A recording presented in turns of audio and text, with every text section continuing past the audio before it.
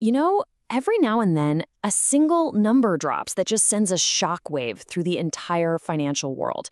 It makes everyone, from top policymakers to everyday investors, just stop and pay attention. Well, India's economy just dropped one of those numbers, and it is a big one. So let's get right into this story because it's a fascinating look at a surprising boom and the really tough questions that come with it. And there it is, 8.2%. For the second quarter of the 2026 financial year, that's how much India's economy grew. Now, to put that into perspective for you, that is not just a little bit of good news. It's the highest growth rate the country has seen in a year and a half. A number this strong, well, it doesn't just happen. It absolutely shattered expectations.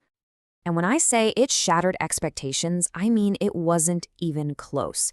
The Reserve Bank of India, they were thinking maybe 7%. We had a whole poll of 15 top economists. They landed on 7.2%. The entire market was pretty much braced for something in that ballpark. But 8.2%? Nope, almost nobody saw that coming. It caught nearly every single expert completely off guard. So, of course, the government's reaction was, you can imagine, extremely positive. Prime Minister Narendra Modi quickly framed it as direct proof that their pro-growth policies and reforms are working. This really set that initial triumphant tone for how this huge number was first received. Okay, so what in the world is firing on all cylinders to cook up a number this big? Let's pop the hood on this growth engine and really see what's going on inside. The real power here, the muscle behind this growth, came from two main areas. You had the services sector. We're talking things like finance, real estate. It just surged by 9.2%. And then right there with it, the manufacturing sector expanded by a massive 9.1%. Construction was strong too at over 7%. So the main takeaway is pretty clear. This wasn't just one part of the economy doing all the heavy lifting. This was a really broad, powerful boom across industries and services.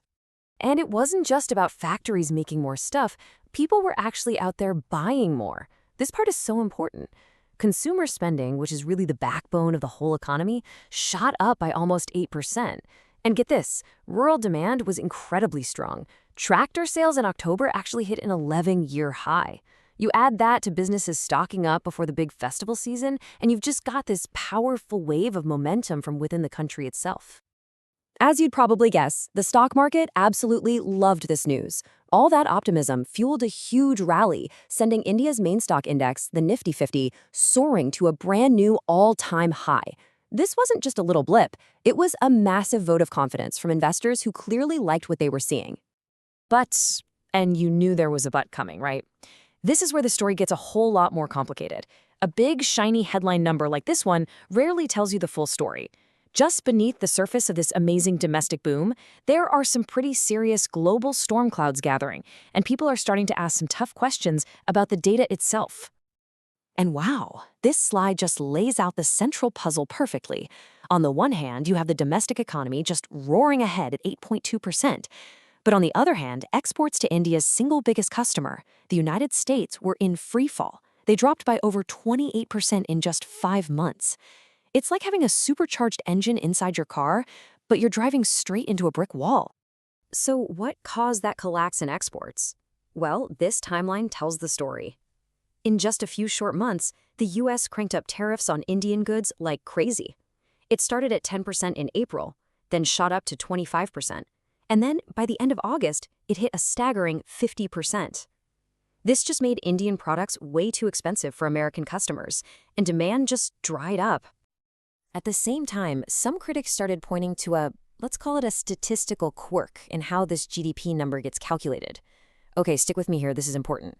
To get that real growth number, you have to adjust for inflation using something called the GDP deflator. The key thing to understand is this.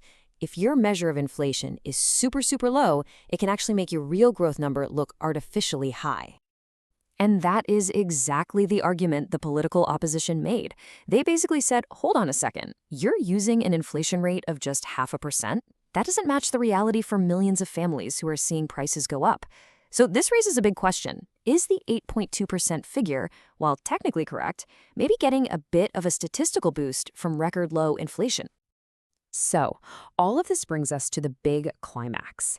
You've got a booming economy on one side, but collapsing exports and questions about inflation on the other. All eyes are now turning to the Reserve Bank of India. They are facing a huge, high-stakes decision that's going to set the course for the economy for months to come.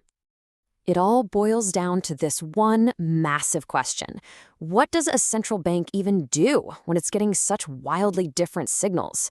Do you cut interest rates to help out your struggling exporters, or do you hold them steady because, hey, the rest of the economy is growing like crazy? This slide just captures that policy tug-of-war perfectly. The argument to cut rates is really strong. I mean, inflation is practically zero at 0.25%, and your exporters are hurting badly. But the case for holding rates is just as powerful. You don't usually cut rates when the economy is already growing at a blistering 8.2% because you risk letting it overheat. What a dilemma. And just as a super quick refresher for all of us, the repo rate is the main tool the RBI uses. When they cut it, it makes borrowing money cheaper for everybody. That encourages businesses and people to borrow and spend, which can give a boost to struggling areas like exports. So what they decide to do here is a really, really big deal. Now, looking past this immediate decision, the government isn't just waiting around.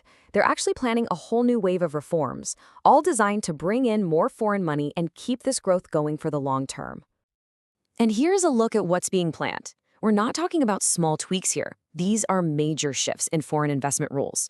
Think about it. Easing the rules in the super-sensitive defense industry, letting foreign companies own 100% of insurance firms, opening up nuclear energy to private companies for the first time ever. These are huge moves designed to keep the investment dollars flowing in. All right, so after all of that, what's the real story here? If you're going to remember one thing from this whole breakdown, what should it be? It really boils down to this incredible duel. On one side, you've got India's amazingly resilient domestic economy just chugging along, powered by its own people and its own industries. But on the other side, it's running smack into the harsh reality of global trade wars and all these external problems. And that leaves us with the final multi-billion-dollar question that's going to define this whole next chapter. Is that powerful internal engine strong enough to just power right through this global storm? The answer to that is going to have huge implications, not just for India, but really for the entire global economy. So, what's your take on all this? What do you think happens next? We'd love to hear your thoughts down in the comments. And hey, if you found this breakdown hopeful, do us a favor and hit that like button, share it, and subscribe for more deep dives just like this one. Thanks so much for watching.